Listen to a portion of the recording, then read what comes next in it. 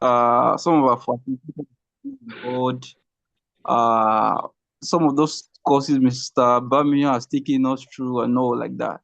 The perspective is being given now, like it's shaping perspective, shaping the fact that we're not just launching a business like that. The rationale behind the business is not about just uh making all the money or the profit like that, but seeing it as a bigger thing, you know, identifying challenge as if challenge is not really the problem. It's just what do you do with the challenge like that. Shaping up psychologically, personally, it's shaping me, giving me more view, more in depth way to think about business, and of course I'm persuaded. It's kind of even making me look more or look past what I'm actually doing presently, like outside the training. And I believe by the end of the training and following subsequent cohort, of course, that I'm going to be one of the biggest version of myself, of course. And it's just a blast class. Let me put it that way. Thank you. That's wonderful. That's very nice to know. Do you have any challenges concerning your assignments and all that stuff? Like, do you have any challenges now? Honestly, I have not really logged in back to the unusual. Like aside from when we've been talking about logging in, still discovering the same issue. The last time I've logged into my unusual account would have been probably like 5 days plus now. And that is saying I've not submitted my module 4, module 3 assignment like that. Mm. Uh, because I'm not sure if it has been rectified. But aside from that, uh, the challenge posed by the assignment that we were given actually is not really a challenge for me anymore. Because it makes me kind of know how to prompt more, how to ask question more, how to go around things aside from the network. So I will not really call my challenge or any challenge with regards to the workflow a challenge, except the challenge that is being posed by the application. And, did you add a note like I told you before? Yeah, I did. I did. And it was still giving you issue. The same issue. Oh. Ah. It seems like you're the only one with such issue. Because Oh, okay. Let me hear from others. If nobody's having challenge again, like submitting their let module me, 3, 4. okay, let me hear from others. Chinenye, hi, let me hear from you.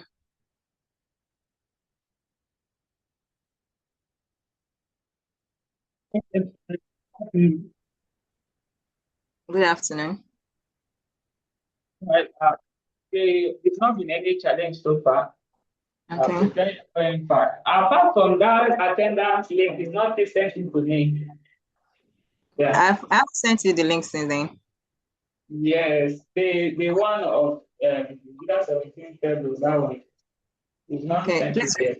remind me after the class. All right. Thank you very much. Okay. But how has the program been so far? It has been impactful. I've learned a lot from you. Oh, that's really Yeah. nice to know. All right. Okay. All right. Glad to hear that. Um, Dorcas, I haven't heard any I've gotten any feedback from you since. Let me hear from you, Dorcas. Good afternoon. Good afternoon, Dorcas. Yes, ma'am. Okay. So how has the program been so far? The program has been fun. Okay. It's been eye opening. I mean, I've learned a lot. Okay. All thanks to the program. It's been very impactful. Right from I section, can from hear the first day. I said it's been very impactful right from the first day of the lecture by Mr. Daniel down to the yesterday lecture. I mean, every day there's something new to know. you. Okay.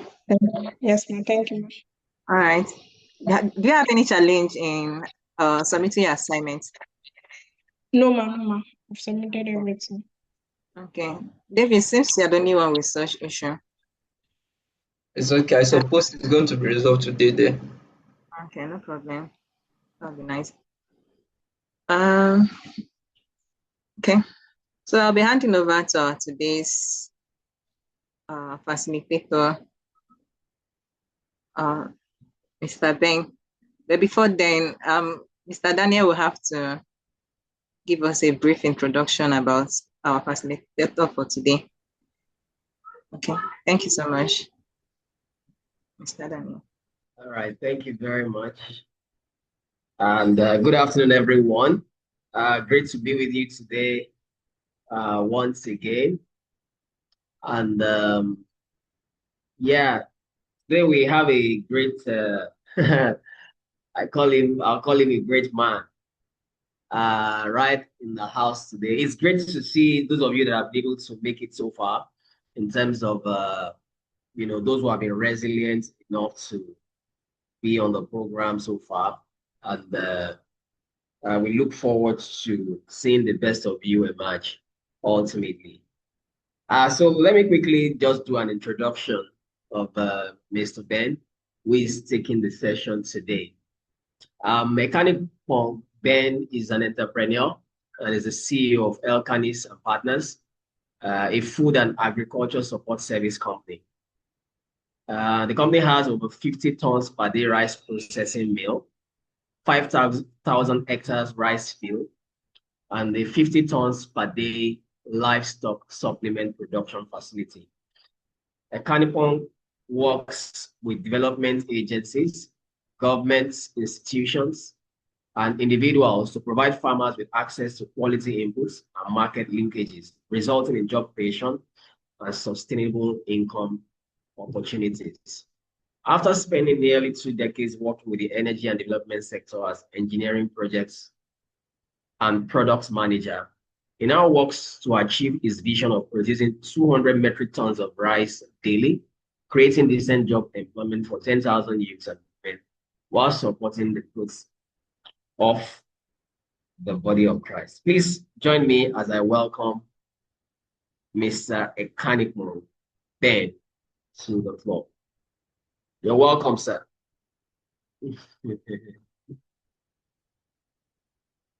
Okay, you need to unmute yourself. You're muted. Okay. All right, thank you so much, sir. Thank you for having me.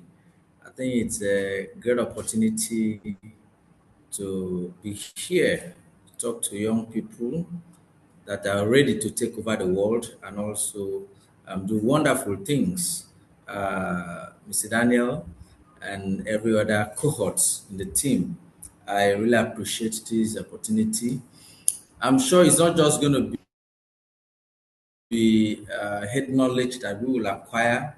We will step further to ensuring we secure funding for our business because, for every entrepreneur, mostly in Nigeria and Africa, we are having a serious challenge with funding. I think I'm almost moving straight to our discourse for today. Funding is very, very important, and I also want to thank D-Pia for this wonderful accelerator program. It's starting on a very good note, and I'm very sure the next 2-3 years, not just training, this funding, this platform. Okay, I think I saw on your LinkedIn that you're having, I think, partnership with one of these financial institutions, and I'm sure that will culminate in supporting most of these cohorts because I've attended a lot of accelerator program, Techstars, and a whole lot of them. And at the end of the day, if you're unable to access funding, it has a way of impacting your vision, your plan, and the product you're building. So I so trust that this accelerator program will move further to also having a funnel, a channel, whereby most of the cohorts, most of the participants will be able to access funding. Thank you so much for having me. I listened to the feedback, and I'm sure you're getting the best from this program because it has a greater part in playing in your success as a business person. Whether you access funding or not, it's very important the knowledge that you have will help you build a sustainable business. I mean, recently I've been following the trend of what's happening in the startup community. We see a whole lot of startup raising 5 million US dollars, 10 million US dollars, shutting down. So the question is always, what went wrong? What happened? Is it the founder? Is it the product? Is it the customer? Is it the investor? Because today we are going to talk about investors. And yes, I'll try as much as possible. Don't worry, I'm going to share my screen later. I'll try as much as possible to be very, we use the word down to earth, to be very real, to open up what is happening in that space so that the upcoming, some of you that are looking forward to becoming like the Money Point, you're looking at becoming the next Flutter Wave and the next, the big names, the PayPals and the rest. We can learn together. Now, statistics have shown that in every decade, there's always a new crop of entrepreneurs. In the 90s, we had the likes of the Dangotes. Okay, Dangotes should fall in the class of the 80s because he quite started early, though he registered his business in the 70s, but it started thriving during the military regime in the 80s. In the 90s, we had the Lumelus, we have the Jimovias coming up. They came up in the 90s. And in the 20s, the 2000, early 2000s, we had, I think that's when the Boas and the rest came up. Then from 2010 till 2020, we had the likes of the Flutter Waves, the Money Point, and a whole lot of them that came up, and some have fizzled out, while others are still standing stronger. And I'm sure in the next between 2020 and 2030, there's going to be a new. Yes, the AI has come. We have the what's his name, the owner of ChatGPT and the rest coming up. A whole lot of entrepreneurs, a whole lot of startups. They are coming up between 2020 and 2030. There will be a surge, an upsurge of entrepreneurs. So why I'm saying this is for you to prepare your mind to ensure you fall amongst. You know, they always say shoot the star, shoot at the star, so that even if you fall, shoot at the sun rather, shoot at the sun, so that if you fall among the stars. Don't just look at your business or your idea or the product you're building as, oh, I just want to see how to raise money. Let me raise $1 million. And once I raise $1 million, I'll do this. You need to sit down and fine tune your business, because I mean, these days, if you look at there's been there's been a dearth of investment in Africa. Reason being, a lot of investors they come with the Harvard training or Harvard lessons to Africa, and in a greater sense, it fails. A whole lot of them fell because our terrain here, our economy, a whole lot of systems does not really work the way things work out there. So when they come with that plan, they feel that if you put in 20 million US dollars in the next 6 months, you should be able to have 100 million.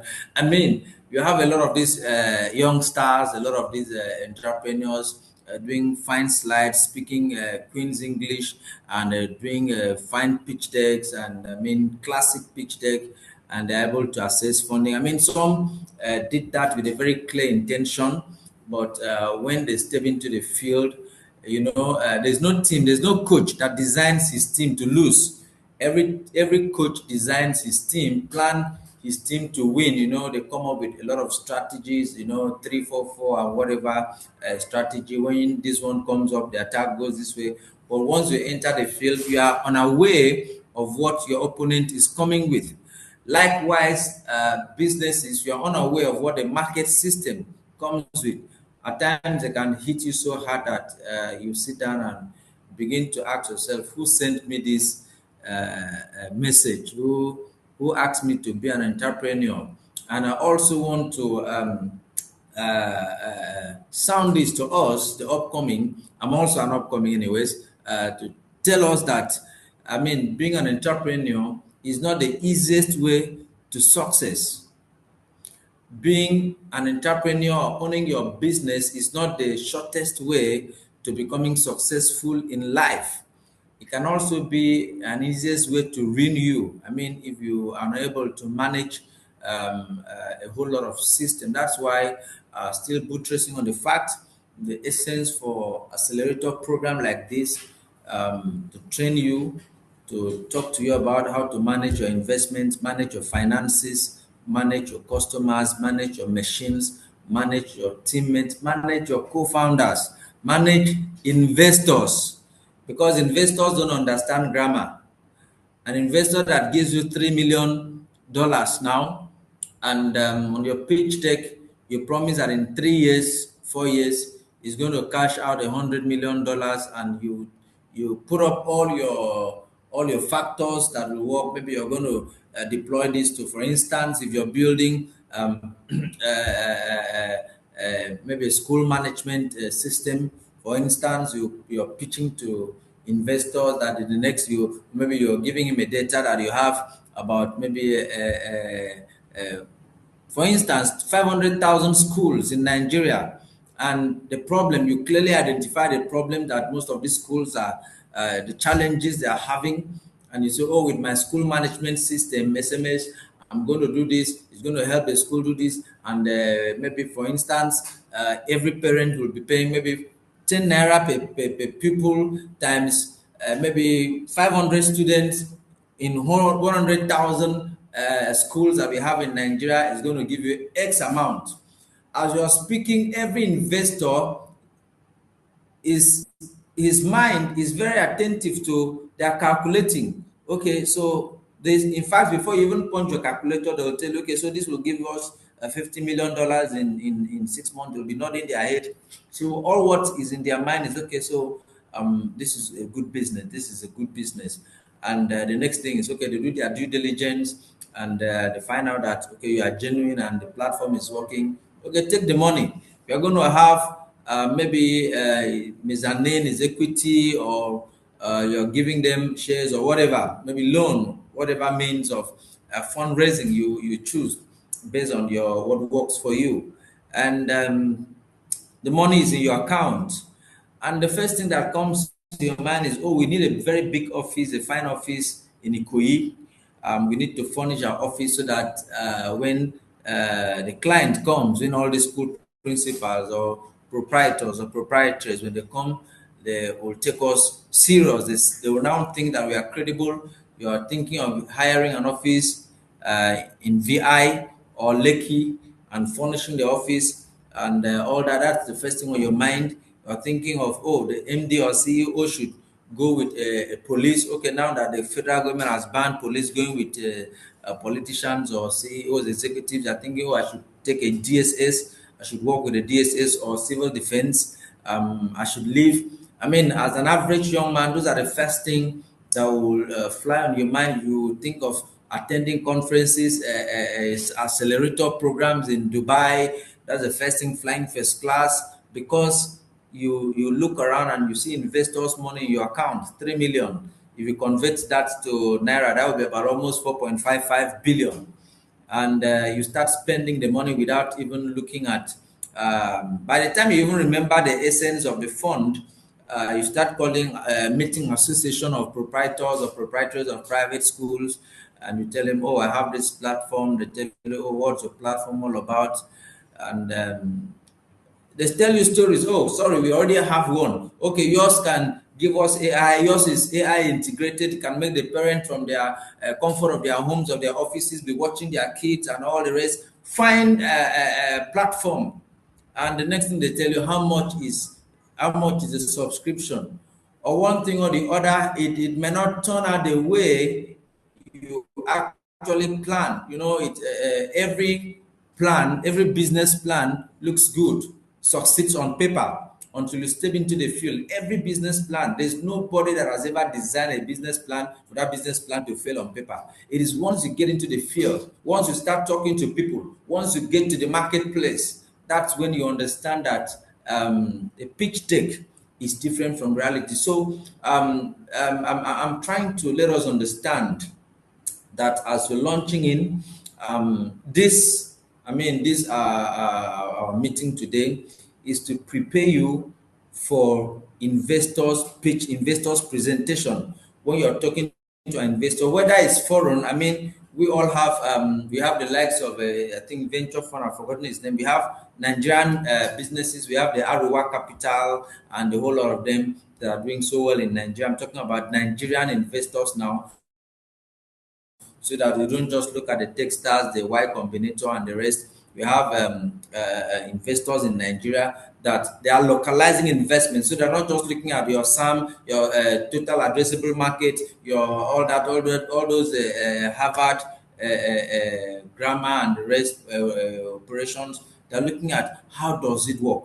Now you want to do agribusiness. How will you move the product from the farm to your factory? What are the challenges on the road? Yes, we've talked about. They also want to know how conversant are you with the new tax law? How will it affect your business? How your environment? For instance, I'm still talking about the school management system. How many schools are you thinking will deploy your platform? At how much? Are parents already ready? Are parents willing to subscribe to this your platform you're talking about? At how much will you be charging them? Now, what is your own operational cost? Are you going to launch your stuff on Amazon cloud? What's going to be the cost of your payment? Are you going to pay in US dollars and all the rest? So you have to really sit down, and I'm sure it's what Mr. Daniel is really taking you through. So I trust that before we wrap up our session, I'm very sure that you'll get the best, and we'll be open to questions. We'll take questions. So this model will be talking about refining your pitch narratives and your pitch decks, how you can make your pitch deck not clumsy, how you can go straight to the point and design a deck that, with the help of chat and the rest, AI, everybody can just sit down and prompt a pitch, tell the model or whatever platform, this is what I want to do. You will design a very beautiful deck for you. It's beyond a beautiful deck. The storytelling aspect, how you will tell your story, how you will be able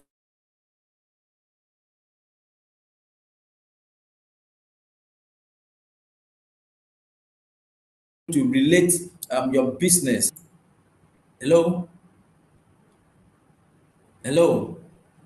Please, I want to be sure that I'm on. Hello, can We you can hear hear you, me? sir. We Yes, can we hear you, can hear sir. you, sir. All right. So also look at how you can build confidence in delivering your skills, your delivery skills, building confidence in delivering your skills. Yes, there are different strokes for different folks. We really buttress on that. How you can also prepare for grant panels and investment committees. You're invited to defend your proposal, to defend your grant proposal. How will you be able to stand and defend your? They'll throw questions on you. So the possible outcomes that we're going to have from our session today, you should be able to have an investor ready pitch deck. You should be able to have an investor ready pitch deck. Now, what's the essence of a pitch deck? I'm sure most of us, all of us, are familiar with a pitch deck. A pitch deck is a document in summary that summarizes your idea, how your idea will be implemented, the possible outcome. We can call it a theory of change, the outcome, the activities that you're going to embark on, the output, then also the result, which is maybe the funding that you also need, your team composition, and also your experience too, because these are all what an average investor or investment committee that they want to put money in your business. These are the things they want to look at. Who are you as a founder or a co-founder? What is your traction? It's easier now to run due diligence. We want to find out what have you done before, what experience. It's also very important for us, the experience. So don't just, yes, it's possible for you to build a platform while in school, or maybe just come as a fresh graduate because of the ideas or the possible challenges around you. That can be also something that gave you the essence, something that gave you that confidence, or say, oh, let me build something that will solve a problem in my community. So there are some investors that also look at, have you worked before? Have you done something like this before? So those are all the things they look at. What experience do you have? And if you've not had an experience, what what platform are you able to use? So the experience goes beyond your years of service. It also involves the application. If you are into tech, what are the applications that you can use? How conversant and convenient are you? Are you certified in using this application? So it goes beyond that, and also having a clear storytelling framework, your ability to tell the story of what problem you're solving and how it affects the people, and the emotional connection between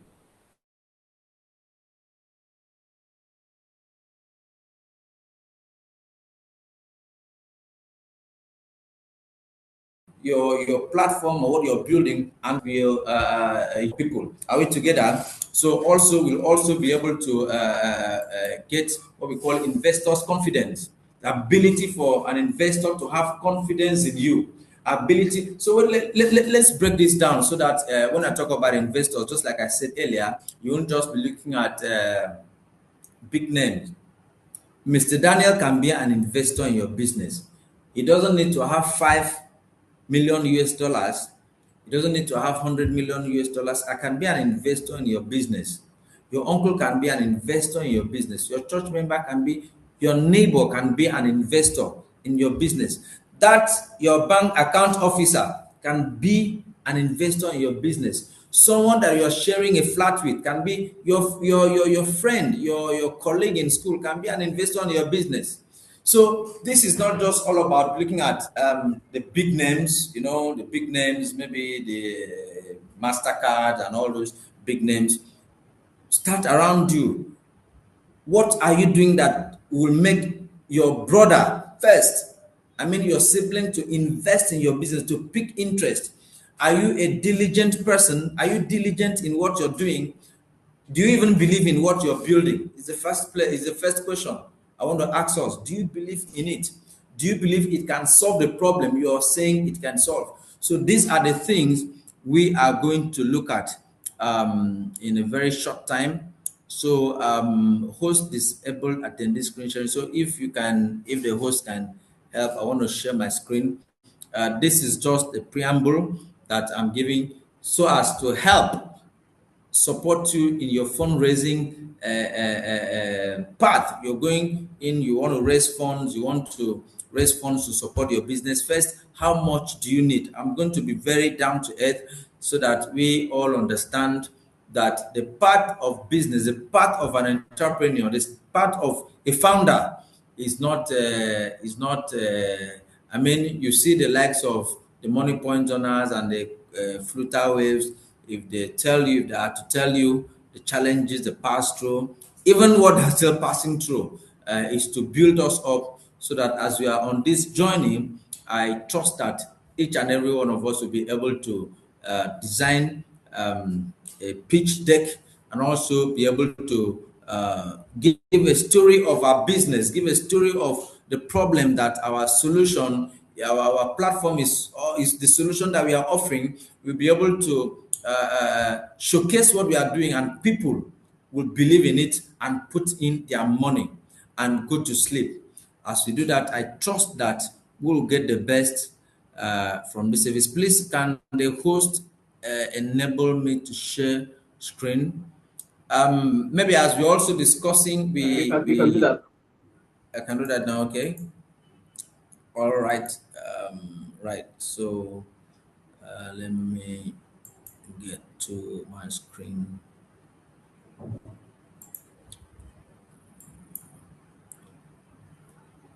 All right. Can you see my screen?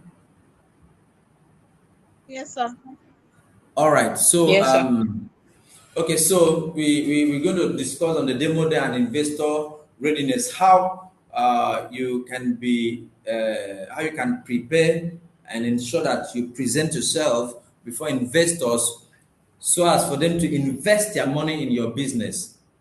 There's nobody that has free money to throw around. There is nobody that's why even I've had a lot of young people come to me say, Jerry Foundation, they want to apply. I'll ask them two, three questions, and they say they're not applying again. This one will say, oh, which one? Tune Lumelu Foundation. Oh, so we want to apply for this. I'll ask them two questions and they say, oh, let them go back. They'll apply next year. And it's also the question as we proceed. I'll be asking, I'm going to make it very, it's going to be very, we'll make it open. We'll discuss. It's not just something that I'll be talking alone. All of us will discuss, we'll share our pause to take question. So now the first question I want to ask us is, if you have $1 million now, what are you going to do with it to give you 20 million or 10 million in the next 3 to 4 years? Reflect on that question. If I give you $1 million now, what are you going to do that you are sure that money will give you 10 million in the next 4 5 years? Then that thing that you're thinking you are going to do, how sure are you that that thing will actually multiply that money?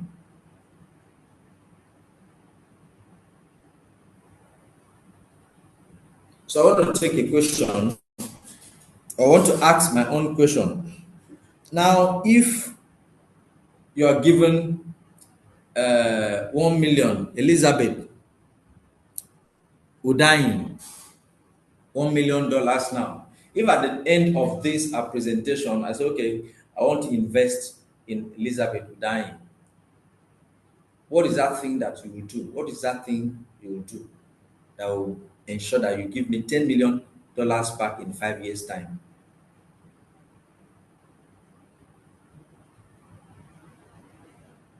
Um, Good afternoon, sir. Good afternoon.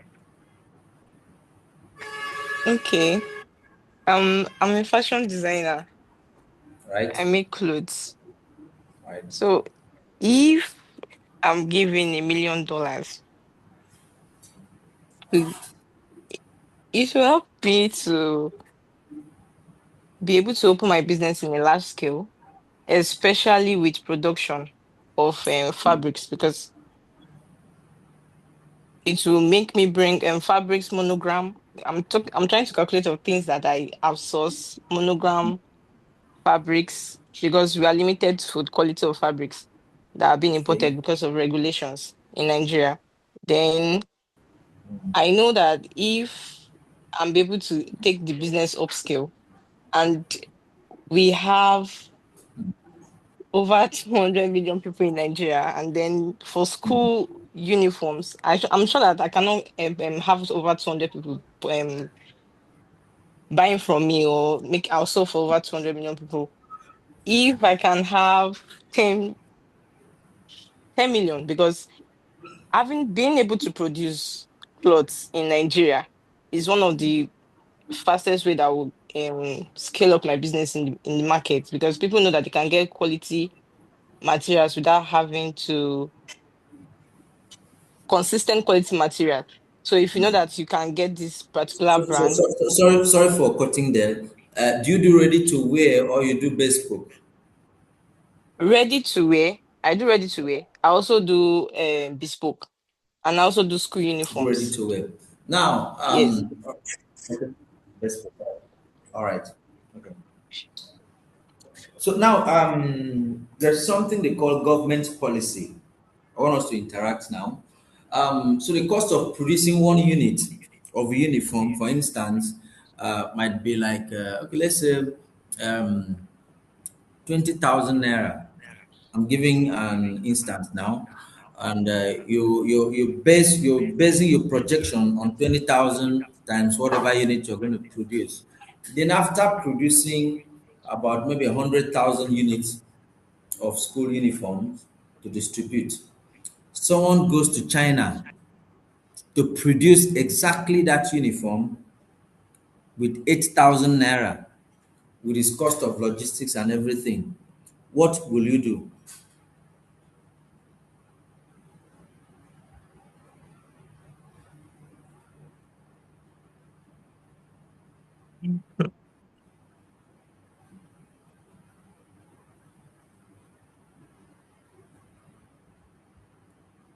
Hello? I'm with you. I'm trying to think. Okay, think through. Anybody, this is discussion. We are discussing anybody that can help. So we are not using her business, rather we're not using her business as a case study. We are discussing now so as to, I mean, walk through. I've had experiences in business, and I'm here to help. I'm here to support. So there are some of us that had challenges. Will be able to help you guys avoid some of the pitfalls and the challenges. Some of us that had good businesses. I mean, a lot of businesses that raise funds, millions of US dollars. I know most some, not that they mismanage the funds. It's not that they mismanage the funds, but there is some critical aspect they didn't look at. There's some critical aspect they didn't look at. So if there's any other person, is there anybody that can help her? You have any idea of what can be done in such an instance? Okay, so I wanted to because I don't have experience of this, so I'm just using my own thinking and what I've seen has happened in other brands. Yeah. I noticed that Dior, I'm not as big as Dior, obviously, but Mm. if I can take my business to that kind of upscale where I already have customer, like a Mm. customer base. Yeah. So I realized that even product, the fake product has not stopped Dior because they already have value. Their brand Right. has value. So Right. everybody knows. Even recently, propaganda came out in the fashion industry where we realized that even the Dior, they go to Mm. the same China to make those Yeah. kind of Yeah. Right. less Yeah. leather Yeah. and the rest. So Right. it did not stop the customer because they've already built a luxury perspective around that business. So they are Mm. trying to let you understand that you are getting value for Mm. what you are Mm. buying. And Okay. again, okay, So should okay, I okay, continue? let me help you there. Let me help Okay, sir. Thank you, sir. for all businesses, for everybody that is into business, find out the cheapest place you can have your product. Always have that in mind. Where can I get this product? Or is there any way they can get this my product the cheapest amount? Because I mean, because of the economy, everybody is looking for the cheapest product, best product with the cheapest price. You understand? So before you go into scaling your business, look at, if I go to China to produce this thing, will it be cheaper for me than producing it in Nigeria? If I go to Aba, will it be cheaper than producing in Lagos? If I go to where else produce garment? I know, I think is it Indonesia also, one of these Asian country. If I have a contact there, find out what is the least price that this my product can be produced. What is the least price, and leverage on that. Don't just sit down and say, oh, I want to produce in Lagos, this is how much. Before you know it, I'm telling you, the dynamics in business, even people with a PhD in entrepreneurship and business, they're becoming overwhelmed now. Are we together? All right. So back to our slide. Now, just like I said earlier, the session will focus on refining your pitch narratives and pitch decks, developing clear storytelling for investors and partners, building your confidence delivery skills, and preparing for grants panels and investor meetings. Now we move next to how you understanding investor. Now, I want to say that there is no one size fits all syllables for investors. Now, there is an investor that will want, which illustration can I use? There is a particular investor that will want 10% return. Another will want 20% return. Another investor will be talking about 100% return. So a lot of them have, some might be gender biased. Okay, they want, what do they call, a co-founder to be female. Some will say, okay, the founder shouldn't be above 30 years. Investors have different uh, drives. All investors have different drives. What drives them, what they want to achieve, what they are looking at. what they want their money to achieve. So for instance, most of the development partners, if you're going in for grants, there are some that are looking for, they talk more about renewable energy. You understand? So you are that are into you that is into fashion, you're not going to apply to an investor that is talking about renewable energy. There are some that are particular about agribusiness. So you that is into tech, I mean, you'll be wasting your time applying or trying to seek their audience. If there's other investors that are into finance, fintech, they want to fund any product that has to do with fintech, maybe also deploying, capturing more of the finances. And so you first of all have to understand what is driving your investor. What area of investment are they looking at? That should be the very first thing. Like you're talking about fashion now. I think there's a particular platform. I think what do they call them? Chatham Hills. There's a fund for those that are into fashions and acting. I've forgotten the name they call it. So you look at that and see how you can pitch. Now you have to understand your investor. Now also there are some investors, they have the max fund, the max fund they want to give to any business. Some will say, okay, their minimum investment is 500,000, their maximum is 5 million.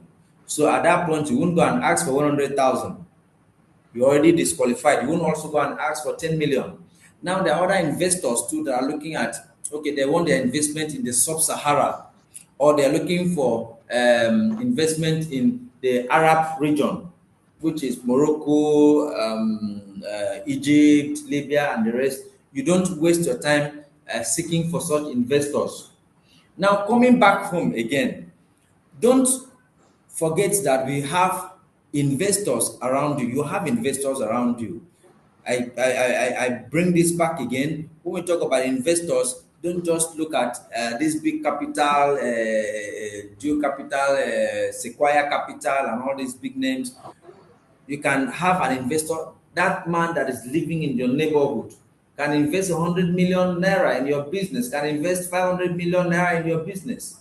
I have a friend, he's into fashion in Abuja. There's this man that he sews clothes for over 5-10 years, and he's been working with this man, and the man has been monitoring and observing the way his business goes, the way he carries his business. He will tell you, okay, the first day he took the man's measurement, he has it in his phone. Anytime the man will carry his phone and call him and say, okay, do 3 suits for me and maybe 1 native, and he will use the old measurement of the man to produce his suit. Little did he know that this man started going out to gym. He has lost weight. So a particular time he made clothes for the man and the clothes didn't size the man. So these are the dynamics, and that was an issue. He had to visit the man again and took his measurement and discovered that the man has lost weight, some good kg. He now had to start resizing all those clothes. So the man monitors the way he does his business, his delivery time, the way he gives his invoice, how he follows up for over 5 years. After a while, I think that was 2 or 3 weeks ago, the man called him and said, how much do you need for your business? He immediately said, oh, this is how much X amount I need for my business. And the man said, okay, after 2 weeks, the man gave him a check of exact amount he asked for. So he was even thinking that the man is giving him like a loan. So after a while, the man, I think 2 days or so, the man asked him, called him and told him, see, this amount, this one I'm giving to you is a grant. I want to build a business. I've seen how you've grown the business. I mean, 100, big money, up to, I think, 8 digits or so. So this is how much I want you to do. I'm giving you this money to build your business, to grow your business, to sustain your business. I want you to get more customers. This is what I can do for you after these years of service to me. So what am I saying? Don't look down on that customer. Don't look down at that person that you're serving. The little thing that you're doing, you can't tell the next investor that you have might be the person sitting close to you in church, might be the same person, might be the person sitting close to you at a particular business seminar. I once attended a seminar in Abuja, and I sat close to a prominent person that I didn't even know. So we discussed. We discussed, and after the discussion, he gave me his card. Little did I know that this man was a multi-billionaire. What am I saying? Opportunities like that can spring up. So at every point in time, you have to be prepared as an entrepreneur, as a business person. At every point in time, be prepared. Don't just have your pitch deck for a big name, or maybe you're looking at this big name. Be prepared. Believe in the business that you're doing. So coming back to where we are, understanding your investor, you have to understand your investor and know the actual thing that they are looking for. So what are the things that investors really look out for?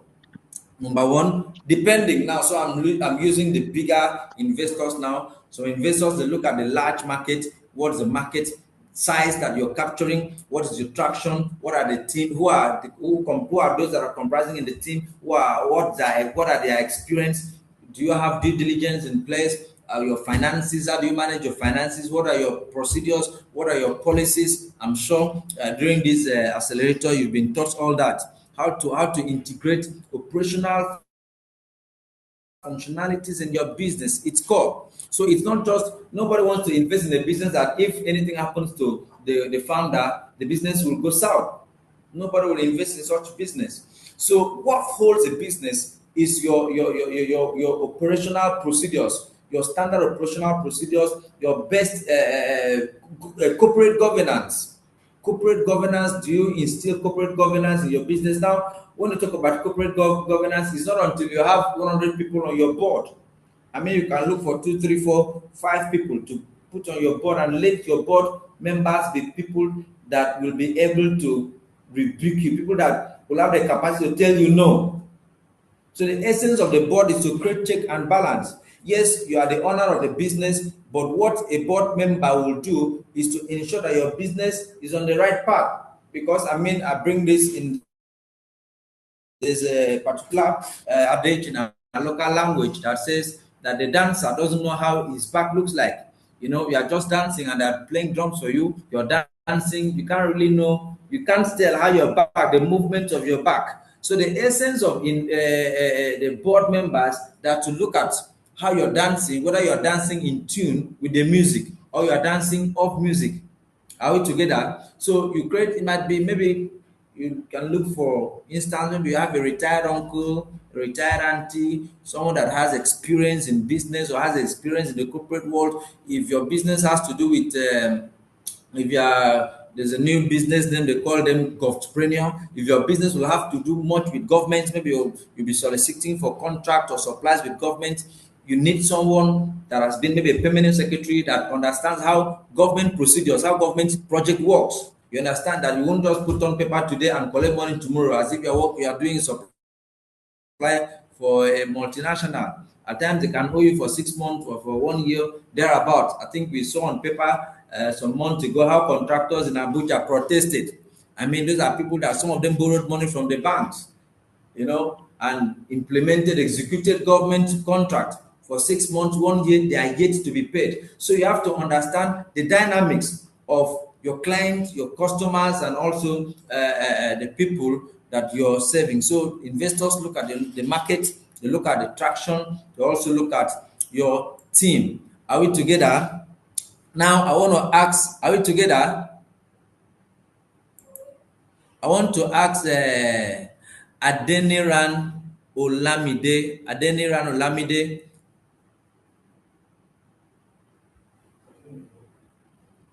Adeniran Olamide, are you there? Yes, I'm here, sir. All right. Now, what do you understand by the word corporate governance for an SME?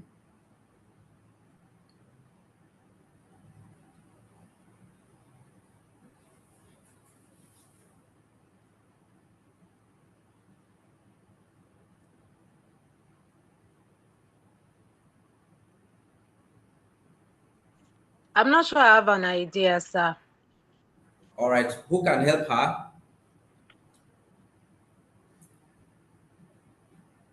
Corporate governance. You're free to check chat. Hello, sir. Please, could you repeat? Good afternoon, sir. Good afternoon. Yeah, this is Thompson. Thompson, So yeah. the word corporate governance entails how a business is being run, the rules and regulation governing how a business is structured by the government. That's my idea. All right, that's a good one. Who else can give us a try?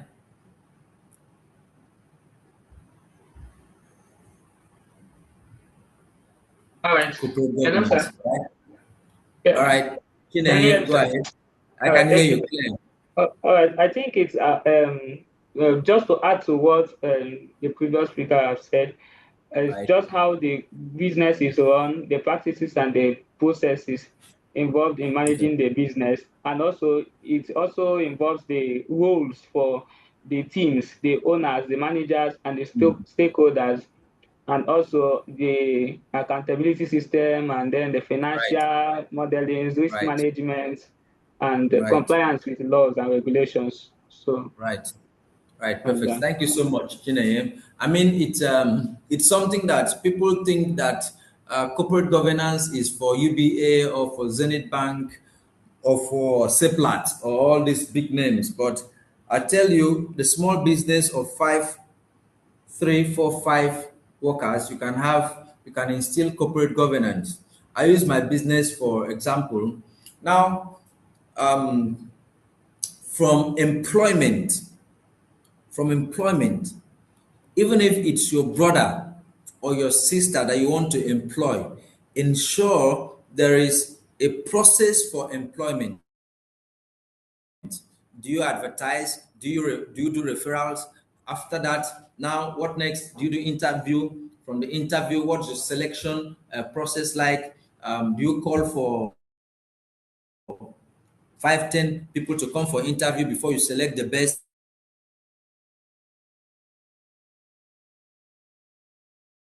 How do you select the best? How do you know the best friends, their academic qualification? Or I mean, you have a lot of criteria you use in selection. Now, after the selection, you do interview. During the interview, is it a one-on-one interview, or what are you looking out for while interviewing? So you have everything written down, so that by tomorrow, if you are not there in your business, there's a template.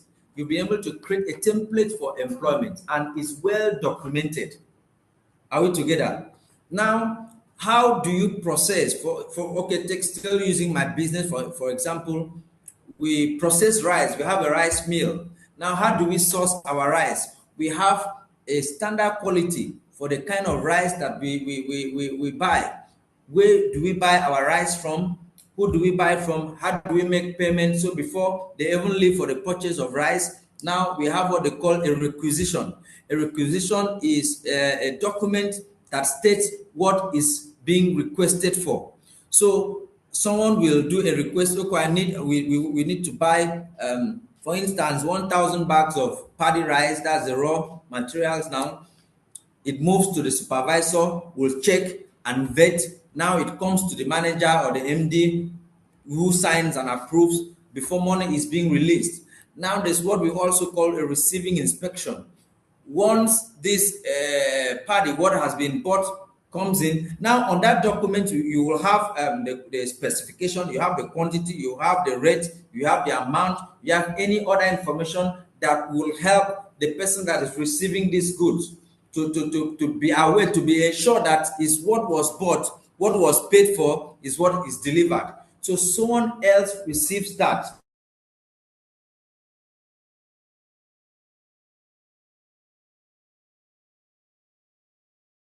Now the person receives that, and now these are the things that an average investor will look at. How is your process? How is your process? The process of producing what you are producing. How do you produce this thing? What are the processes? If you happen to travel now or you fall sick, if it happens that the business owner falls sick, will this business keep going or will it get to stagnation? So, due diligence, the corporate governance, how do you run your business? Who gives approval? What are the processes? What are the procedures? What are the policies that you have in place? So, you need to have your HR policy in place, your financial policy in place. You need to have your staff policy in place, a lot of policies depending on the kind of business. So these are the things that an investor looks out for. Any investor, they look out for. Do you have corporate governance? Now, the essence of this corporate governance is to ensure that their money will be protected. So, for instance, I take a friend that is into fashion. You want to do a customer places an order for a particular cloth. Okay, let me take a school for instance.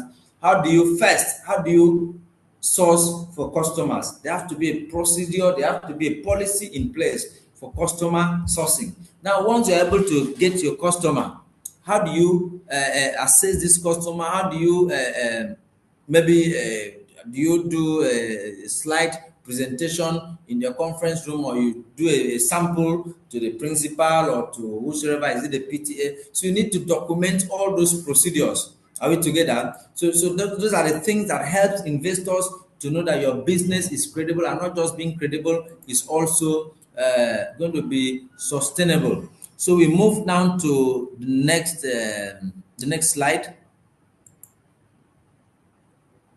Investor decision factor. What influences investors' decision? Can you see my screen? Yes, sir. Yes, sir. All right. Yeah. What influences investors' decision?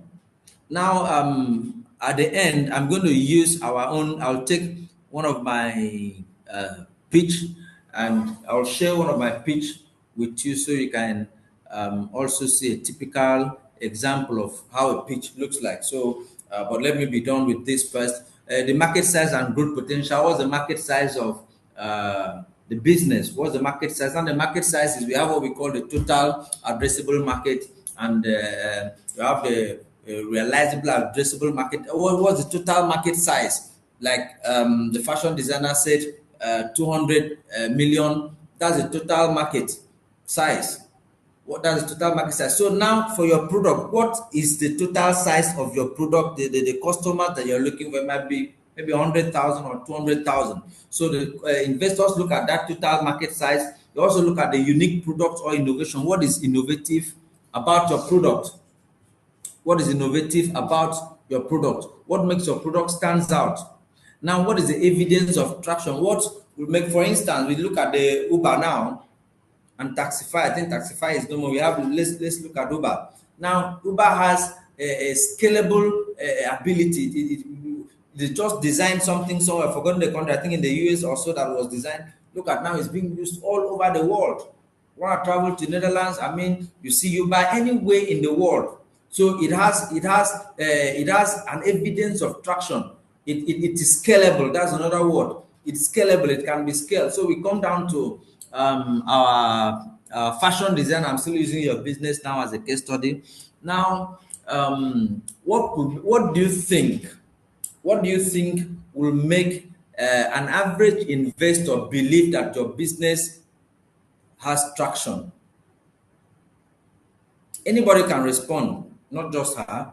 What do you think will make an investor look at this fashion business as a business that has traction or is scalable? Right, sir. I think it's the market size and the trend of the market in that category of business. Yes. Right. So, right. That's right. That's right. Someone else?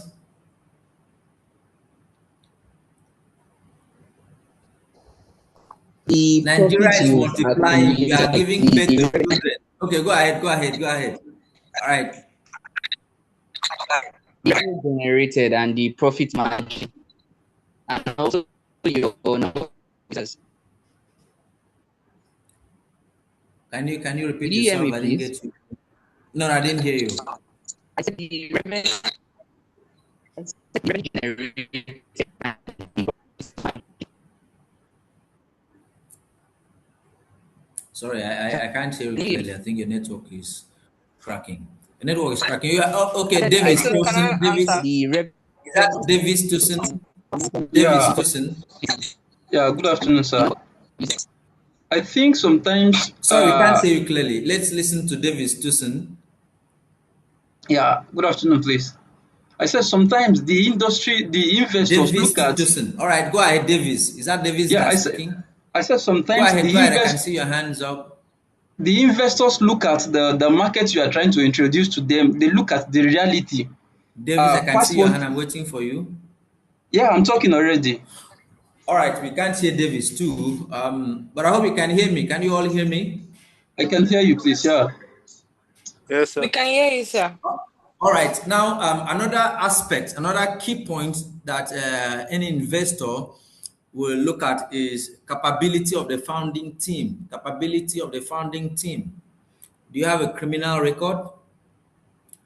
The first place you worked with, what's the remark, what's the reference? So it's another it's a very key point. Most investors invest in the founder, not just the product.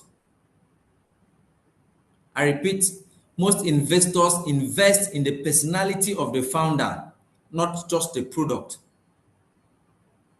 We heard of, I've forgotten the name of a particular business last week. Yeah, that was last week. They tried raising funds, and I think they were unable to, a particular agri-business, I've forgotten the name. They were unable to get the actual fund, the raise they were looking for. So immediately the founder said, no, since we can't raise this money, let us return all the investors' money. They returned the money to all the people that bought shares. Do you have integrity? Can someone vouch for your personality? Now, I used the friend in Abuja that is a fashion designer as a case study again. And his customer that invested in him, after a long time, he has been able to try him to see that is someone that is worth investing in. So your personality, there's nobody that will invest his money in a criminal, no matter how bright the idea is. Someone of a questionable character, no matter how brilliant that idea is, there's nobody that invests in such person. So a founder, being a founder, has a long way to do with your personality, your product. Has a long way to do with your personality. That's another. The last point is the return, potential returns. Potential return. That's mostly for investors. Mostly for investors. If you are lucky or fortunate to have a grant, I mean, they don't really look at returns, but they want to ensure that their money gives the output or the result of what they're investing in. Maybe they want to scale food in sub-Sahara, or they're looking at energy, renewable energy. They want to ensure that there's return in their investment. Are we together? So you move to the next slide, the perfect investor pitch. The perfect investor pitch. Now, just like I said, different stroke for different folks. Your slide, your pitch must have a problem that your product is solving. It must have the solution that you're providing. You must also look at the market and also the traction. The traction is the ability for it to scale. Now we take fashion designing business for example. Now, what problem do you think your business is solving? Okay, let's use someone else's business. Is there another business person there? Philip, what do you do? What's your business? Good afternoon, sir. Good afternoon. Am I audible, sir? Oh, sorry, I can't still hear you. Am I audible, sir? Can you hear me, sir? Yeah, I can hear you now. So at Cloud Solar, what we do is we aggregate the whole supply chain of solar products. Okay. So the problem we're solving is the lack of access to sustainable energy in Nigeria, and Right. the lack of the most important part is the easy access, especially to the low class people that can't afford on the go payments, like paying full payment at once. That's the problem we're solving. And our solution is we're Okay. basically building a web app and an application to to aggregate the whole layer. So it's going to be basically online for people to purchase, get loans, and also get installation and also advisory or auditing. Yes. That's basically what you do, sir. Okay, that's fine. That's a problem you're solving. Yes, Now, sir. what's the pain point of your customers? So did I get you right? You said what is the pain point of our Pain customers? point, yes. What's the customer pain point? The pain point is basically lack of electricity, of stable electricity. That's the pain point. I won't say that's the pain point. Someone else. There's something I'm looking for. Can someone else give us? Davis, your hand is still up. I don't know whether you want to speak or you didn't bring down your hand. Your hand should Yeah, be telling you by now. okay. You want to say something, Davis? Yes, sir. With regards to my own proposal or business proposal like that, Or can I actually give it's a poultry. breakdown of what pain point can also be to mean to some All right. particular customers? Okay. So household owners, pain points can be spoilage of food that they keep in the Right. freezer. Right. Yeah? Okay. Then Frustrated for customers. yes, also for like business owners and let's say people that are tech bros. That's the word we call them, tech bros. It can be lack of stable access to have internet to continue their work. That's stabilizing their work itself. That's like a pain point. Right. Pain point to small businesses. Small businesses, it can come in different forms, like people that sell goods and services that are perishable. It can be lack of electricity to power their storage devices like cold room or their freezer or it can even be comfort for some offices that they are put in the office and there's no constant.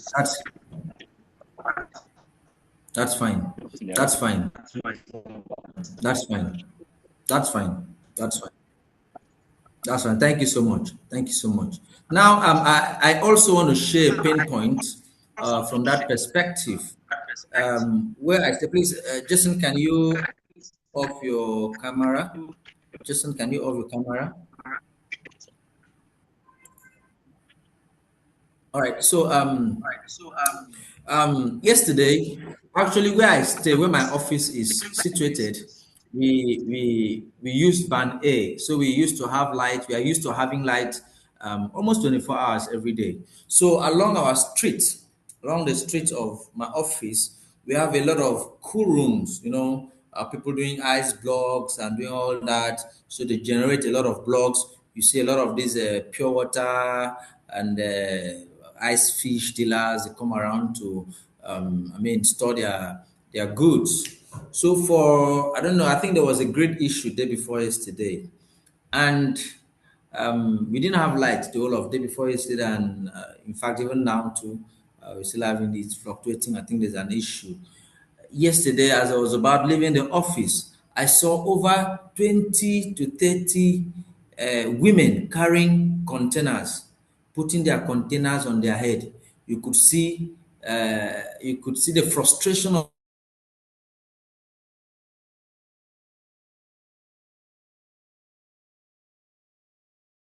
their faces. I mean, these are women that come at rest. That's what they call a pinpoint. Do you know exactly what I'm sharing with you? It's what I share with my team. When I came down, I saw those women with their containers. They came to buy ice block, but there was no ice block because for 2 days they were unable to. The block makers unable to produce ice blocks, so there was no blocks to sell to them, and they were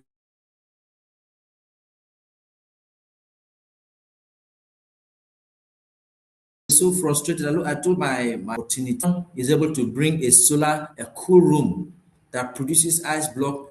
He or she will solve a problem. So that's the pain point.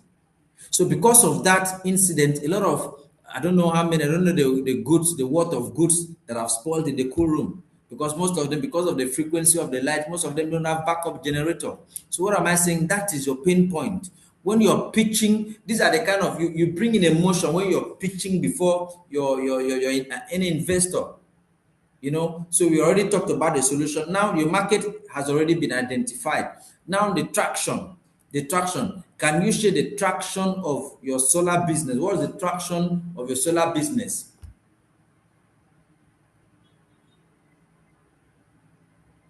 Okay. The traction, the traction is basically to people, like, the major traction is the fact that the cost of getting most of solar products are always expensive at the go. Like, if you want to go for the whole full installation and pay for everything, they're usually very expensive at the go. So the fact that we are trying to break it down into learning systems that can be broken into different phases, instead of paying it once heavily, you can just split your pain, like, into a smaller piece, just like what was talked to us about sachetization in Nigeria, that we prefer to pay smaller than once at a go. All right, that might not really give me the response I'm looking for. So the evidence that your product will gain progress in the market. What's the evidence that your product will gain progress in the market is traction. Now, let me help you out there. Traction is, a lot of people are well, I'm sure. Almost everybody is complaining. If you're on band A, you're paying about 207 naira per kilowatt hour. Now, that's a pain to a lot of people. I know people that by the time they gave them prepaid meter, those that they were on band A and they were on estimated. I mean, they had a way of negotiating with the distribution network providers for them to be having low bills. The moment they gave them prepaid meters on band A, someone that was paying in some areas, I mean, that's not applicable everywhere. Some that were paying like 20 to 30,000 naira, their bill went up to like 300,000. I mean, with prepaid meter. Why? Because they had like 4 ACs of 2 horsepower in their houses. They're using to maybe have a deal with the person that has been collecting bill or whatever, and you're able to bring down their bills. Now, the traction for your business is that someone that is paying like 300,000 per month, and for 1 year, that would be about 3.6 million for 1 year. Am I right? So 300,000 times 12, that's about 3.6 million. If he buys a solar system of, say, 10 million, in 2 years, he would have been able to clear off what he would have paid. And the subsequent 3 years, he will be using electricity free. I don't know whether you understand my explanation. Do you follow my Yes, explanation? I understand it very well, sir. You say what? I said I understand your explanation very, very well, sir.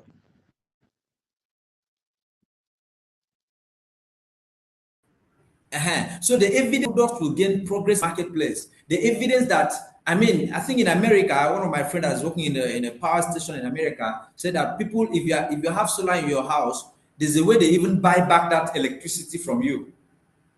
At peak, they can buy it back. They can buy it back from you. So it has the ability to scale, mostly in sub-Saharan Africa. That, look at Nigeria, of 220 million people, we are generating only 5,000 megawatts of electricity.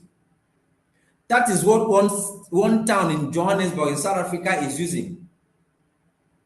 That is what just one town in South Africa is using. 5,000 megawatts, one town in South Africa is using.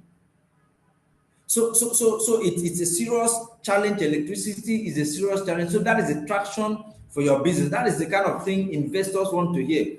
What is the probability that your business will scale and won't fizzle out in the next 2-3 years? So imagine people that invested in Nitel, if they actually went IPO, if they were in the stock exchange. Imagine people that invested in some businesses that are no more today. So investors want to be sure that this business that they want to put in their money will not fizzle out. I mean, we all know the basic needs of man: food, clothing, and shelter. So you find a way to ensure that shelter, electricity has to do with shelter. it ties to shelter, food, every other thing that you do. That if it has to subsidize, maybe you are supporting agri-tech and whatever, clothing. I mean, if you are building app that supports those in the clothing, so ensure that your any product, mostly in a developing country like Nigeria, any product that you're producing, whatsoever you're building, ensure it ties to what supports an average economy like Nigeria. So we move to the next. Our next slide. I hope. Don't worry. I'll bring up my slide so that we can use my slide as a typical example. We move to next. What's the market opportunity for your product? We talked about the total addressable market. We talked about the serviceable available market and the serviceable obtainable market. Now let me explain this. But to me, when I'm doing my pitch, I don't really bring this on because I mean, but it depends on an investor that you're pitching to. So they want to know the total addressable market is 220 million. That's addressable market. The serviceable available market. The serviceable available market I'm using for, okay, let me use communities that don't have, that are not connected to the national grid. Maybe you do your survey, you discover that maybe out of 774 local governments in Nigeria, maybe it's only 500 that is connected to national grid. You still have like 274 that is left. So that is your serviceable available market. Your total addressable market is 774 local governments. Your serviceable available market is 274 local governments. Now, your serviceable obtainable market is the market that you can service. What is the market that your product, because you don't have the capacity to sell solar to all the local governments. What is the market that you can address is what they call the serviceable obtainable market. It might be maybe just 50 local governments that comprises of 10 million people. Are we together? Yes, sir. Yes, sir. Yes, sir. Hello? Do you Yes, understand sir, the you're market with you. opportunity explanation? Yes, sir. Yes, sir. You understand? Okay. So the total addressable market is 774 local government.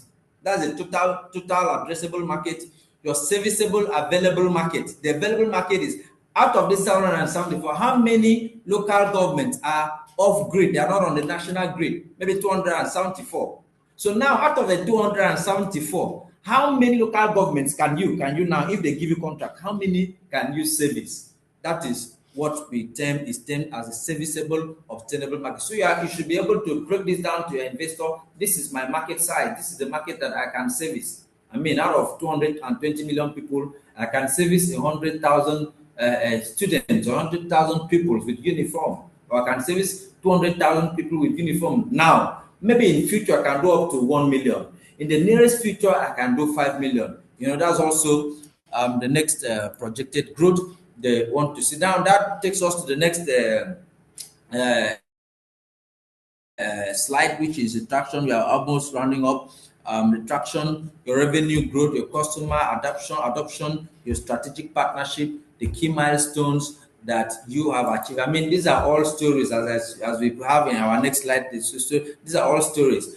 We are going to look at what is practical and obtainable while you're talking to investors. I mean, ensure that you can bring in emotions when you're doing your storytelling.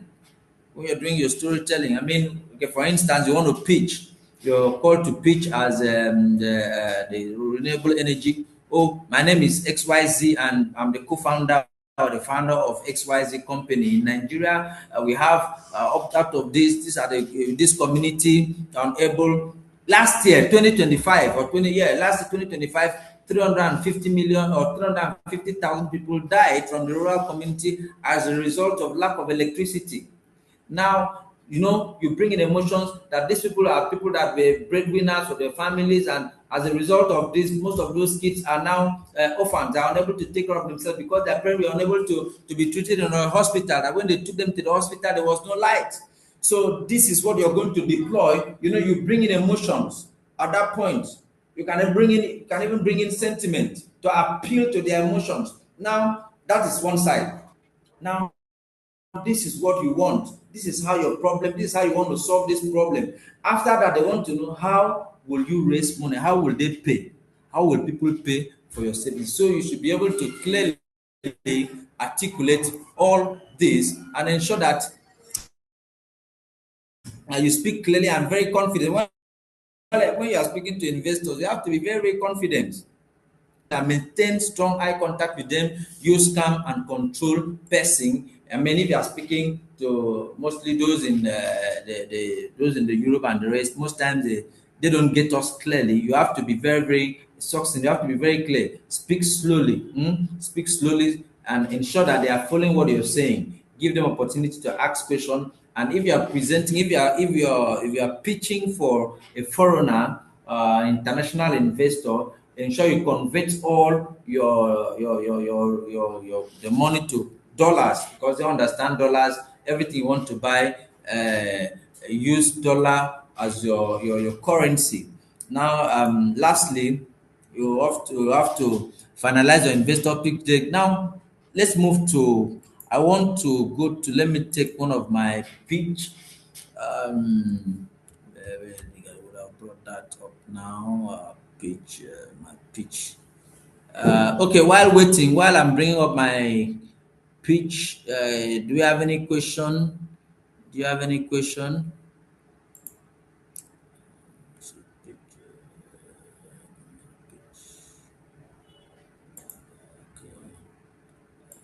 I think I was looking. Any question? I want to let me bring up my pitch. Okay, sir. Sir, I'm available, sir. Yes. Good afternoon to you.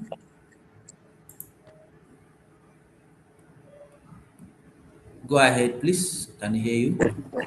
So, like, when you were talking about, the traction, Yes, I can hear you. Go ahead. when you talk about market opportunity and Network. total addressable market, and all, you mentioned something of of of it from how do you put it, like a survey, yes, market survey, like purchasing market survey, like we have advice on how to go about Philip, I think your network like is bad. for startups. Your network, I can't hear you clearly.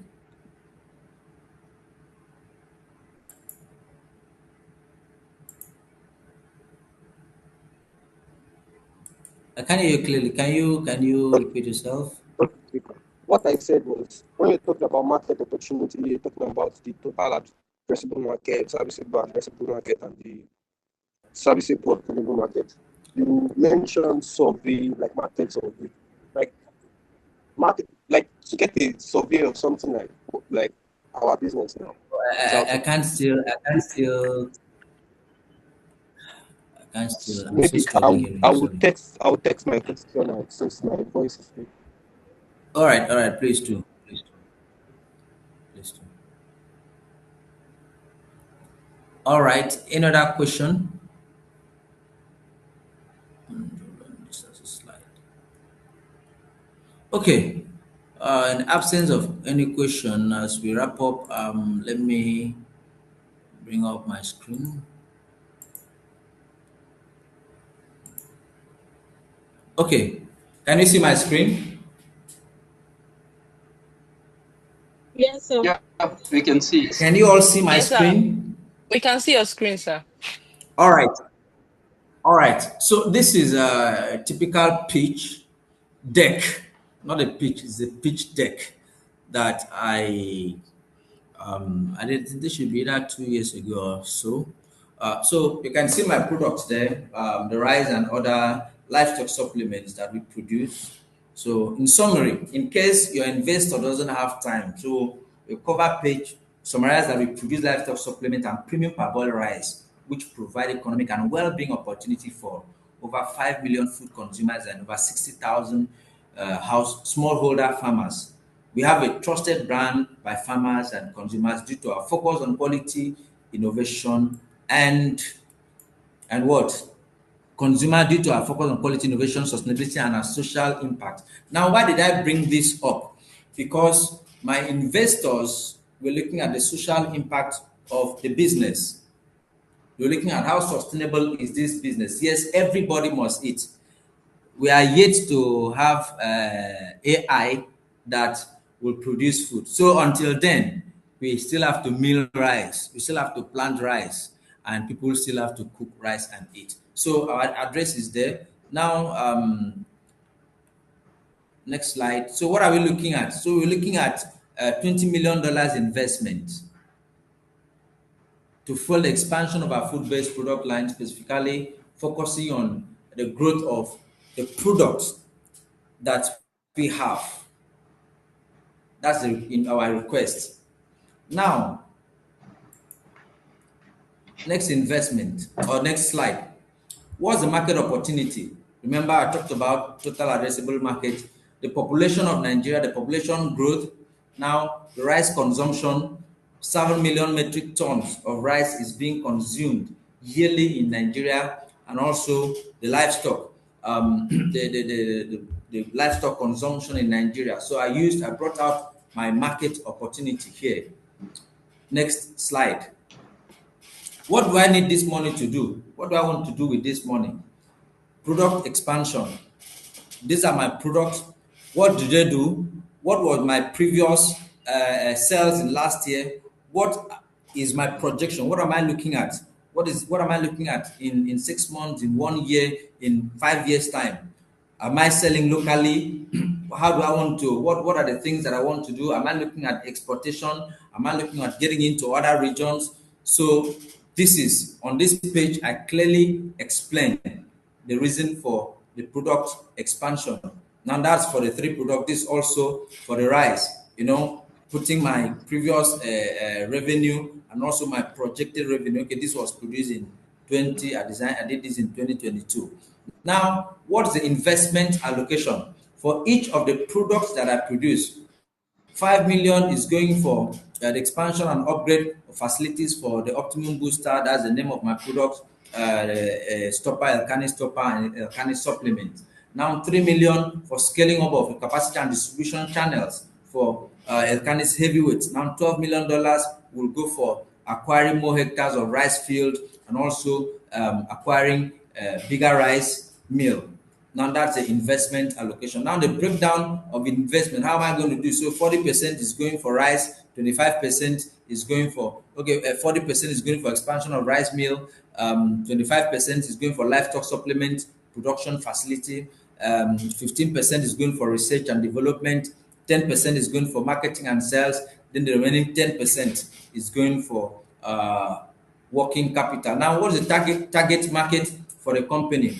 Rice farmers, those are our target market, rice farmers, rice consumers, livestock farmers, agribusinesses, and also the export market.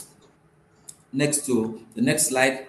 Now, description of our company. What's our revenue model like? Sales of our rice, that's how we make money. We sell our rice after processing. We sell the heavyweight supplement. We sell the booster, and we also sell the stopper. These are all the products. That's the revenue, how the company makes money. Now, what's our cost structure like? The raw materials and labor, production and processing cost, marketing and distribution cost, research and development cost, administrative and expenses, tax and regulatory. Now, an average investor will sit down and will ask the question, okay, your raw materials, if I give you, for instance, 20 million now, how much will go for raw materials? Remember, that question was already answered here. They ask, okay, production and processing, how much will go for? Okay, how much? They will even cost what they call historicals. How much did you spend in 2023, 2024? They use that to do forecast. We move to the next slide. Now, the sales and distribution channels. What are my sales and distribution channels? We do direct sales. So people come here to buy at our warehouse. We do retails. We also have export markets. We do distributors and wholesalers. So we supply to distributors and wholesalers. We also do online sales.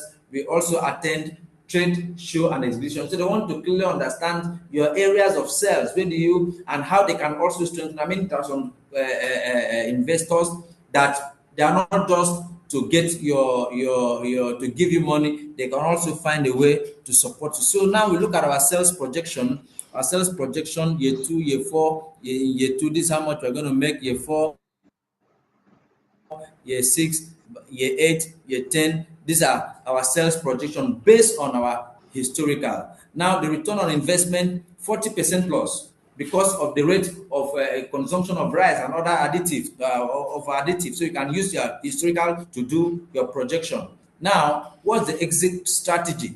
Now, every investor want to understand how they will exit from the business. Maybe after 10 years, is it through IPO or they sell their shares and whatever. They have different means of exiting. Now, also you show your management team. What are your management team? Are your management team credible? Do you have experienced people? They want to check your profile. Do you have experienced people? Now, you also at the end you put your email in case they want to contact you. So this is how a typical pitch deck looks like, and you'll have just 5 minutes if you are given opportunity to explain all this in clear terms for your investor, uh, either foreign, international, or national, to decipher and take decisions. So all this information you are giving is to help the investor take an informed decision whether to invest in your business. Is it viable business, or is it something they are just coming to put up figures and design a fine slide to sway them? Then at the end, you tell a story. So I'm sure that you've been enlightened. I want to take question now and suggestion and contribution, because I mean I'm still in the field playing the ball. I'm not yet a coach. I trust that you have learned a lot. Thank you so much, and let's have a wonderful discourse. Yes, Chinedu has a question. Yes, Chinedu. Okay, thank you very much, sir, for the presentation. Quite insightful. So I want to ask for this pitching. What are the chances for businesses that are still in their idea state?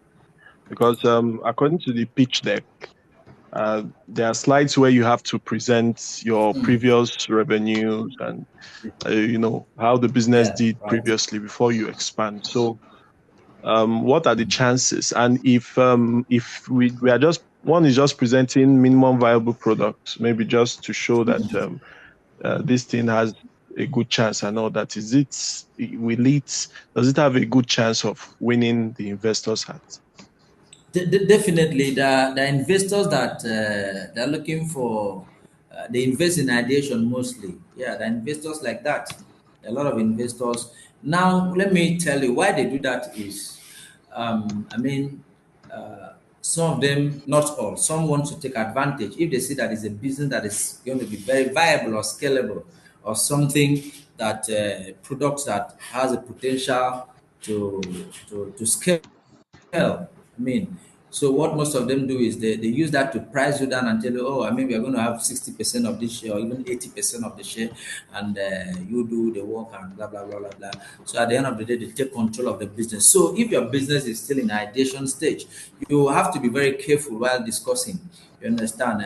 Get an investment banker, get someone that has experience, so that you don't just sell your ideas for peanuts.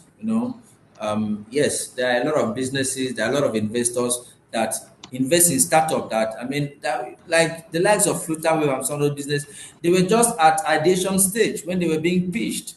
Facebook was just an ideation. I mean, they were just trying out stuff amongst themselves. So business that is still at that level still has a greater chance of succeeding, of being invested, of being getting investment. So don't give up if you don't have traction, you don't have past records of what you've done. But at least you, the investor, or sorry, you, the founder, you should have something that will make an investor buy in, which might be your credibility, might be your experience as a person, or something that you've done before. So I don't know if that helps. Yes, it does. Thank you very much. You're welcome. Any other question?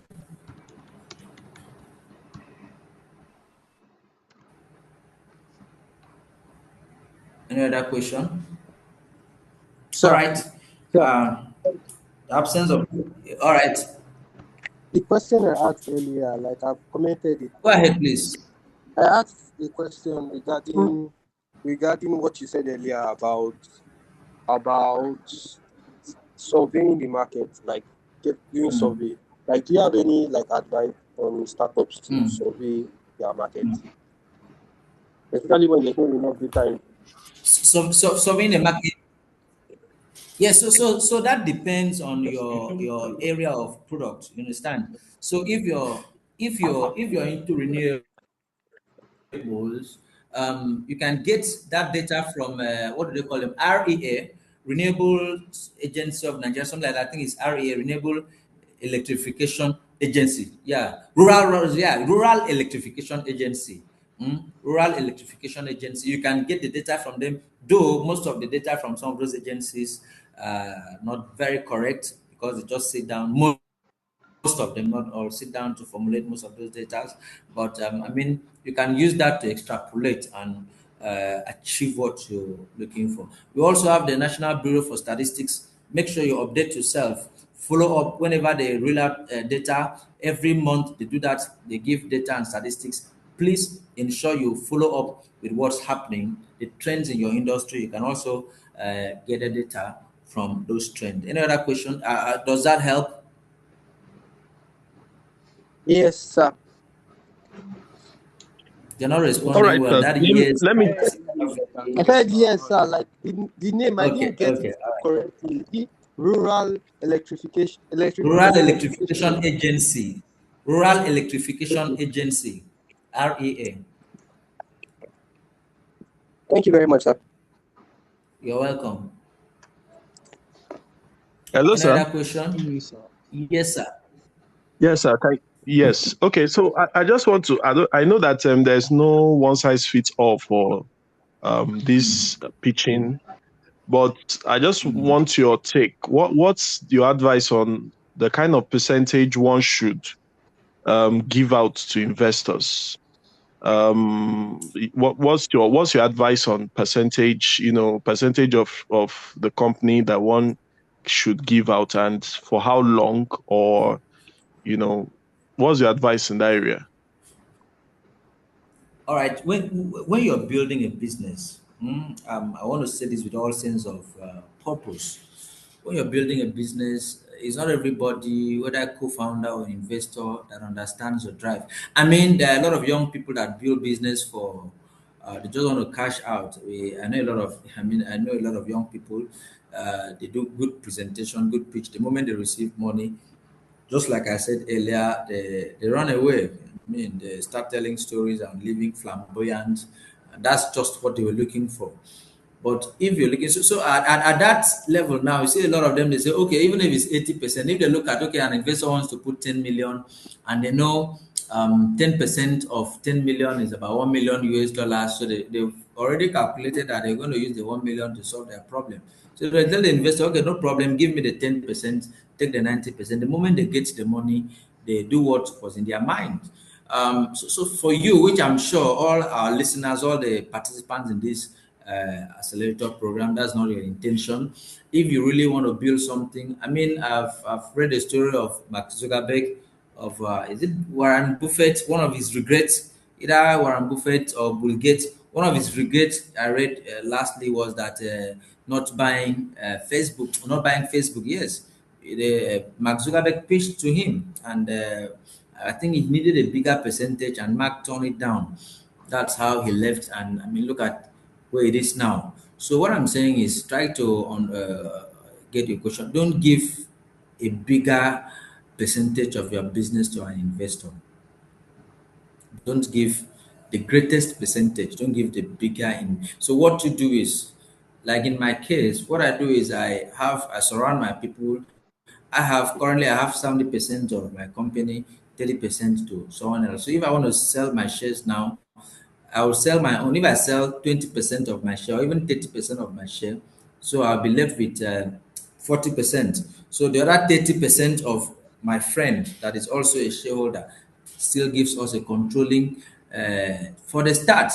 So as the business grows, let me clarify this. As the business grows, you'll ask yourself, Do I want to be 100% owner of a 10,000 or 10 million business, or I want to be a 1% owner of a 100 billion business?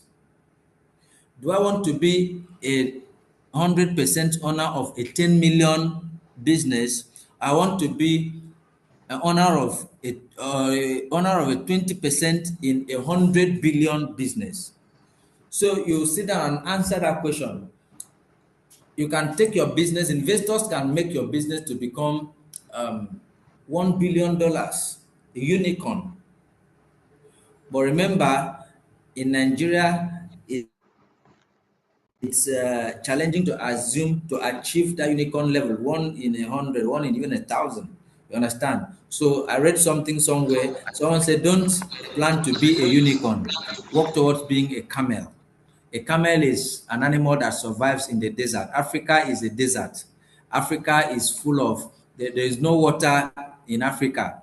You generate your electricity, you pay for your security, you do a whole lot for yourself while still paying tax.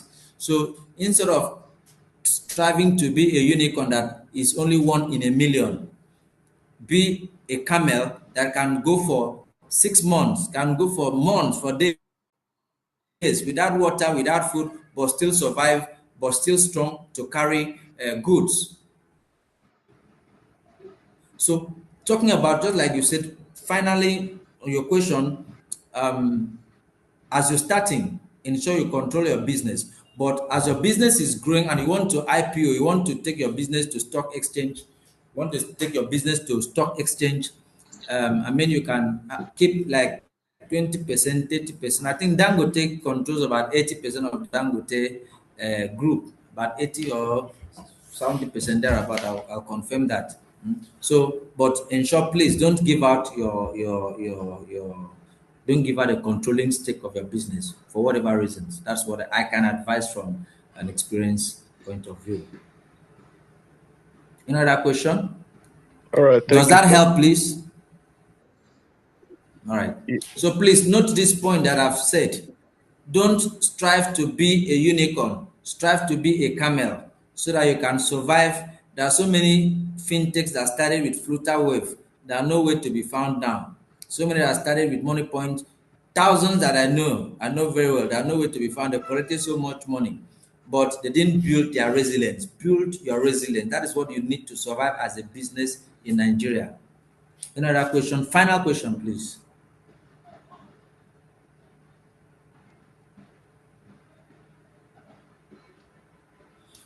All right. Absence of any question, I'll hand over to Mr. Daniel. Thank you so much, and do have a lovely day. Thank you so much. Thank you so much for spending your time sharing from your experience. Mr. Ben has won several grants and and what have you. So he's not talking jargons. He's talking from experience. All right. So if you want to do yourself a favor, please make sure you take everything that he has said and put it to practice. All right. Really appreciate your time on the call. Thank you so much for sparing time to be with us today. Yeah. So to everybody in the house, I think I need to say that you need to give yourselves a round of applause for being resilient to have gone all the way right up to this point in the program. It says a lot about your staying power, the fact that you've been able to come all the way so far on the program, and I believe that of course in the course of the different classes you have learned more than you have probably imagined that you have learned, on this program. And it's been found that beyond capital, one of the most important thing for startups is training, right? Training, proper training that will help you to be able to really help your business to succeed. And of course, the fact that you've had the resilience to stay on this training says a lot about your potential as individuals on this program. All right. So big kudos once again to you all. Yeah. So be that as it may, I think one of the most important things I believe you'll be waiting to hear are the next steps, right, for this program. Remember, based on the timelines, some of the things that we are clearly highlighted is the fact that after running this training through this training period, the next phase will require you to then submit a pitch, all right? And from your submissions, the top 10 is going to be selected. I think everybody has a level playing ground now because you're all in the classes together, you've all participated in the trainings together, and nobody has any extra edge than the other. Whether yours is an idea or it's a business that has some traction, it doesn't really matter how you position the business and how you sell yourself, your capability as well as the potential of your business is what is most important ultimately. All right. So we'll be expecting you to make a submission of your pitch, right? You do like a 10-page max pitch, a pitch presentation, all right? That's a pitch deck. And then you are expected to also submit a video recording, not more than 5 minutes. Please, when you are giving this kind of instruction, it's important to adhere strictly to it. Don't think that if you go beyond 5 minutes, it means that you are better than other people. It's failure automatically. So whatever you're doing, you need to practice, refine it, and make sure it doesn't exceed the limit of the time frame, that is being communicated to you. Okay, so that's very important. And so we're expecting by next week, Friday, an email will still be sent as a follow-up to this. By next week, Friday, 13th, we expect you to have submitted your presentation as well as your pitch deck. All right. And like we stated in the program timeline, of course, top 10 will be selected and then will be announced. And then on the demo day, this top 10 will be required to make a live presentation to the panel of judges at D-Pia Innovation Lab. All right. So once again, thank you so much for your resilience, commitment to the program. It's been great engaging with you all throughout the duration of this program. All right. So before we close, if you have questions, clarifications required, you can raise your hand. We'll take those clarifications and then before we close the session for today.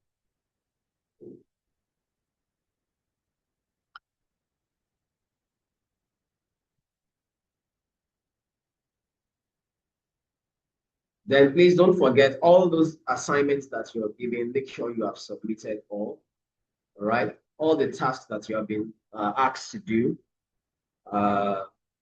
It's important that you do them all. Yes, lest I forget, remember that we are working with Mobile Meristem.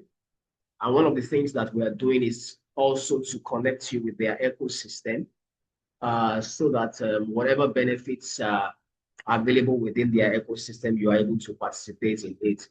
A link is going to be shared with you where you are expected to sign up to a platform where they have, some of the other entrepreneurs on their program. Do well to make sure you sign up to that platform. This will be included in the email to you as well. Please take note that every instruction, every step, every detail, every action that you have been told to do from day one to the end, they all matter. And it's important for you to make sure that you respond to everything that you have been asked to do. Because you may be surprised that one of these things might be a criteria that will work against you. So it's important for you to make sure that for every instruction that has been given, every action, every task that you have complied. All right. That will really help you to make sure that nothing ultimately works against you at the end. Okay. Is there any question, any need for clarification in the house before we call it a day? Sir, am I audible, sir? I recently installed Can you hear me, X sir? and the rest of other social media platforms. Hello? Philip, we can't hear you clearly. Hello, sir. Can you hear me? Go again, try again. Are you using an earpiece? If you're using an earpiece, it's better you remove it because you've not been very audible.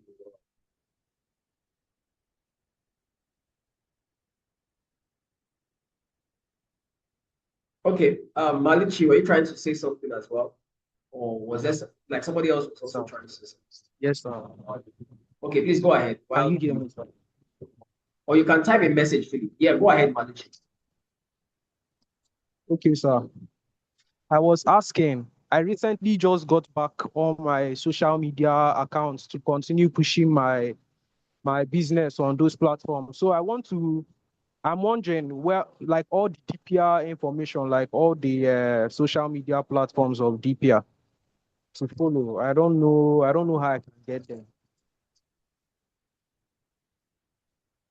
Okay, the links will be shared. Chidebere, are you there? Yes, So I'm here. please, yeah, please share those information that we shared earlier for those who haven't followed, who haven't done some of those things. Let's reshare those information so that those who want to catch up. Okay, sir. I also want to add that a mentor will be matched with them, as in they will be paired to a mentor. Yeah, okay, yeah, true. So we're going to assign mentors who are going to support you ultimately along the line of your business. Sometimes the mentor might not be exactly in the line of your business. What's important is that they have experience and they might be able to guide you based on their experience. Okay. Thank you, Chidebe.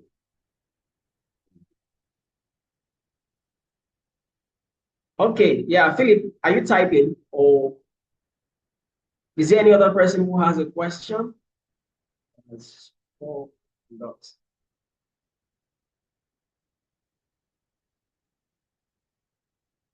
All right, so it appears that we are. Oh, okay. Is there a question somewhere?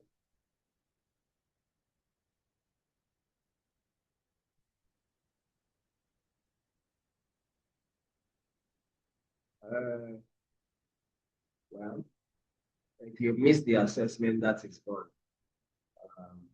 But don't worry, just go ahead to do every other thing that is important to be done. All right. Yeah, my network has been misbehaving, so I want to. Yes, all classes will be uploaded to the YouTube because we know that some of those resources might be useful for you. Today, all outstanding classes will be uploaded to the Zoom link so that you can access. Okay.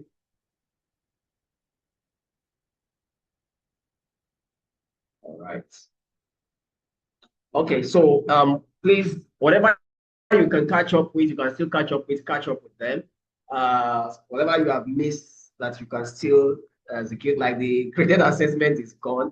But what I will tell you is that don't let anything discourage you. Whatever you can do, even if you miss some classes, just whatever you can still lay your hands to do to make sure that you are up to date, right? One activity may cover for the other one. All right. So whatever you still have access to be able to do it so that you can at least increase your chances ultimately. within the program. I can be sure that maybe not everybody has 100% in every aspect, right? So don't be discouraged because you didn't miss a particular part or something. The ones you can still catch up with to do, make sure you do it. We appreciate those who have given us feedback. Your feedback were wonderful, amazing feedback. And of course, it helps us to see the value in what we're doing. Thank you so much for sharing those feedback concerning the program. I would appreciate all those who haven't shared to as well go ahead to do the same. All right. So thank you so much, everyone, for your time on this program, for your commitment on this program. We are, rooting for you and hoping that one of you ultimately comes out with the best. Besides, the final winner of this, grand competition, all of you have potential for other opportunities.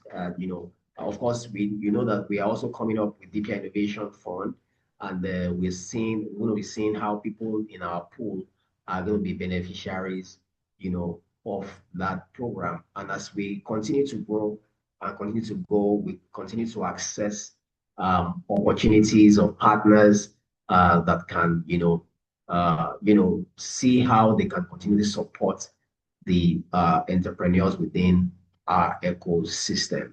Yeah, thank you so much and have a wonderful afternoon.